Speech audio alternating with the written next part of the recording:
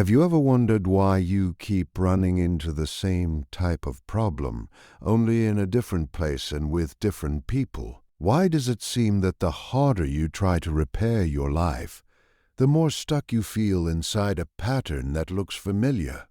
Carl Jung believed the answer is not hidden in your outer situation. It is in the part of you that has never truly been seen.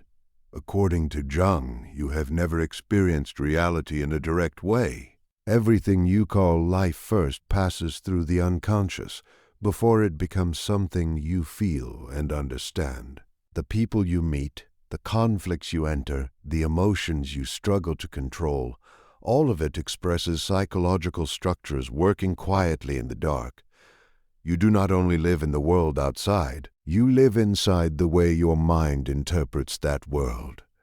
So the issue is not that you lack effort or intelligence. The issue is that the unconscious is shaping your life, and you keep giving it other names such as fate, bad luck, other people's behavior, or simply saying that is just how life works. Jung called this the central tragedy of modern human beings, living without knowing what is living through them.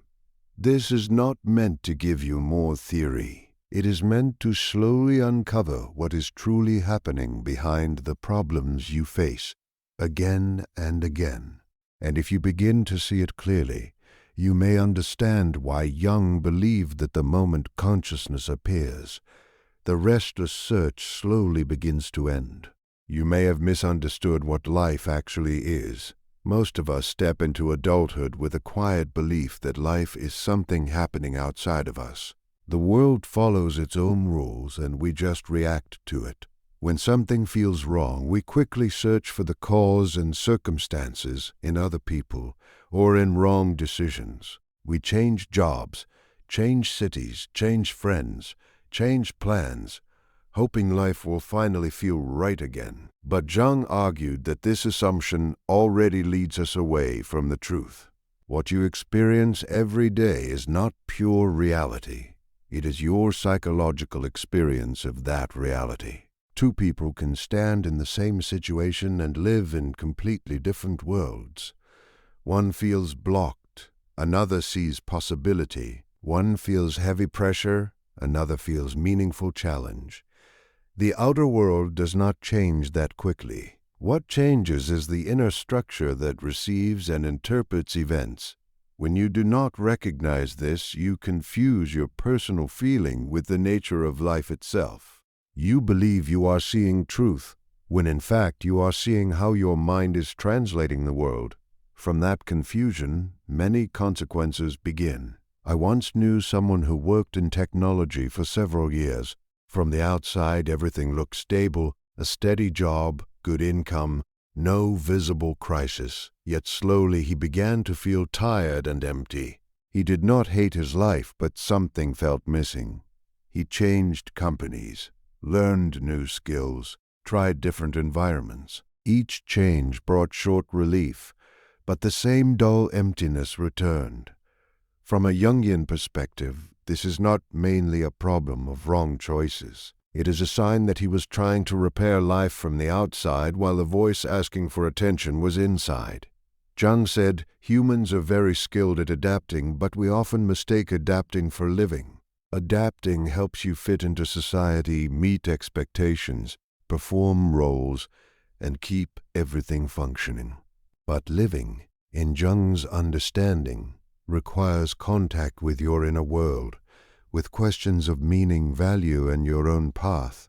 When adapting and living separate from each other, a certain feeling appears. Outside, things look fine. Inside, you feel drained. You do not collapse, but you no longer feel fully alive. Everything continues, yet you are not completely present in your own story.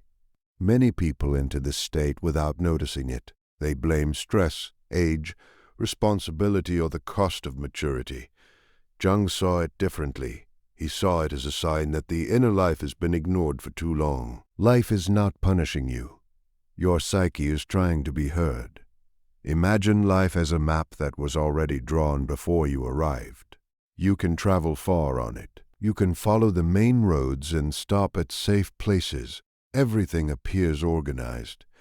But if that map was not created by you, the longer you walk, the stronger the sense of being lost becomes. You cannot explain what is wrong. You only feel that something is not aligned. Jung described this as the confusion between adapting and living. Adapting helps you survive in society. Living asks you to face your inner world. When they do not meet, life sends signals, not always through dramatic events, but through long exhaustion, quiet restlessness, or an emptiness that has no clear cause. Jung once wrote that your vision becomes clear only when you look into your own heart. This is not motivational advice. It simply shifts the viewpoint. When your perspective is separated from your inner world, everything you see becomes slightly distorted, even if the outer situation is not truly wrong. Modern culture teaches us how to build careers, manage time, and improve relationships, but rarely teaches us how to recognize unconscious forces guiding us. So when something feels wrong, we try to fix life instead of listening to what life may be communicating. The shift Jung invites is simple but powerful. You are not first asked to change your life. You are asked to change how you understand it. When you believe life only happens outside you, you remain passive, always chasing, always repairing. But when you realize that what you call life is the way your mind experiences the world, you slowly regain inner responsibility. Life is no longer only an opponent to fight. It becomes a mirror reflecting how you are living with yourself. From here, another awareness appears. The world you experience is not neutral. Jung explained that human beings do not enter life as empty observers. Each of us carries an inner world shaped early in life, and that inner world influences how reality appears. There is no fully objective experience. Everything you call reality has already passed through unconscious filters before reaching awareness. You do not see the world as it is, but as your mind allows it to appear. That is why one person feels judged by a simple glance while another feels nothing. One hears criticism in neutral words while another hears simple information. The event may stay the same. The experience changes. Jung called this psychological reality. It is the world you truly live in, regardless of objective description. An unconscious fear can color the world as dangerous. A hidden feeling of worthlessness can turn neutral faces into signs of rejection. When you say, "My life is like this," you are not only describing events, you are describing how your psyche meets those events. In the biblical story of Cain and Abel, Cain's offering is not accepted while Abel's is. The outer reality shifts only slightly. Yet Cain's inner world transforms. He begins to see his brother as a threat. The same world, but a M filled with envy, reshapes it into injustice. From a Jungian view, the tragedy begins not in the event itself, but in the shadow within Cain that was not recognized. The same principle exists today. You do not enter relationships or workplaces with an empty mind. You carry silent expectations, old fears, and deep beliefs about yourself. These shape your experience. Jung wrote that everything that irritates us about others can lead us to understand ourselves. Your strong reactions are clues. They show that something inside you is activated. Think about dreams. In a dream, you move through a full world with people and emotions.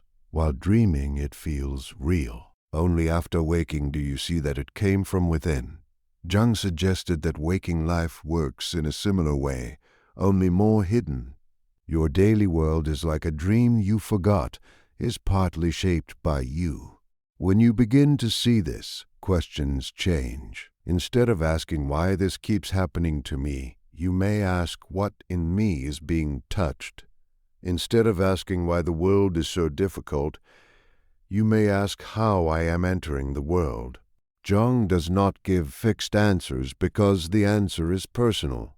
What he changes is the direction of attention, and that shift transforms everything. This leads to another important insight. What you strongly hate and what you deeply long for are both speaking for you. In Jungian psychology, intense emotions are not random. What you fiercely reject and what you strongly admire often point to parts of yourself that are unconscious. Jung called this the shadow and projection. If you cannot stand confident people, it may not only be about them, it may reveal a part of you that learned confidence was dangerous or selfish. Those qualities were pushed into the dark. When someone else lives them freely, emotion rises, not because they are wrong, but because they reflect a hidden part of you. The same applies to admiration. You may feel drawn to someone who lives freely or courageously. You believe you admire them, but often you are drawn to the unlived potential inside yourself. Jung famously wrote that one does not become enlightened by imagining light, but by making the darkness conscious. Growth does not come from chasing ideals. It comes from facing what you rejected in yourself, even if it includes anger, ambition, or a need to be seen. When you begin to see emotions as signals rather than enemies, something shifts. Every irritation and every longing becomes information. Jung called the process of integrating these parts individuation, becoming more fully yourself. It is not about becoming perfect. It is about becoming whole. Then you may notice something else. Certain problems return again and again, only in new forms. You change jobs, yet the same dissatisfaction appears. You change partners, yet the same feeling of being unseen returns. From Jung's perspective, this is not simple bad luck. It is often an unconscious pattern still active. He said that until you make the unconscious conscious, it will direct your life, and you will call it fate. The unconscious repeats not to punish you, but to be recognized. Repetition is like a navigation system set slightly wrong. You can change roads, but if the starting point is off, you circle back. Many people try to solve deep psychological patterns with surface solutions. But unless you understand what the pattern is asking for, it returns. Jung did not see repetition as failure. He saw it as an invitation. Each return carries more information. When you begin noticing patterns instead of being swallowed by them, your position changes. The question becomes not why this is happening to me, but where am I standing within this? That question opens the door to leaving the victim position. Jung never denied real suffer, but he distinguished between suffering and building your identity around suffering. When you see yourself only as someone acted upon, you give your power to the past. He wrote, "I am not what happened to me. I am what I choose to become." Leaving the victim role is not denying pain. It is recognizing that while you are not responsible for what wounded you, you are responsible for how it continues to live inside you. The shift is quiet. You begin asking, what is my relationship with this experience? That question returns you to the position of participant rather than only reactor. Finally, something subtle changes. The constant search begins to slow down. Jung spoke about the self as a deepest center within the psyche. When you are disconnected from it, you search outside for validation, knowledge, and direction. When you begin to feel that inner center, searching becomes less desperate. You still learn and grow, but you no longer chase answers to escape emptiness. You look outside without losing your inner ground. Jung wrote, "Who looks outside dreams. Who looks inside awakens." Awakening is not dramatic. It is a quiet stability. You no longer feel you must constantly adjust yourself to become acceptable. You begin living from inside outward. This does not remove life's difficulties, but it makes them more real and less overwhelming. As this reflection closes, perhaps what remains is not a final answer, but a softer way of seeing. Less hurry to fix, less tension to control, more willingness to look inward. Carl Jung never asked people to believe in him. He invited them to look where they usually avoid looking. When you stop chasing to fill emptiness and start listening honestly to your inner life, many conflicts slowly quiet down. Not because they disappear, but because you are no longer divided from yourself. If something here touched you, maybe the important step is not watching more, but pausing more. Sometimes the moment you stop searching outside is the moment the path begins to unfold quietly from within you.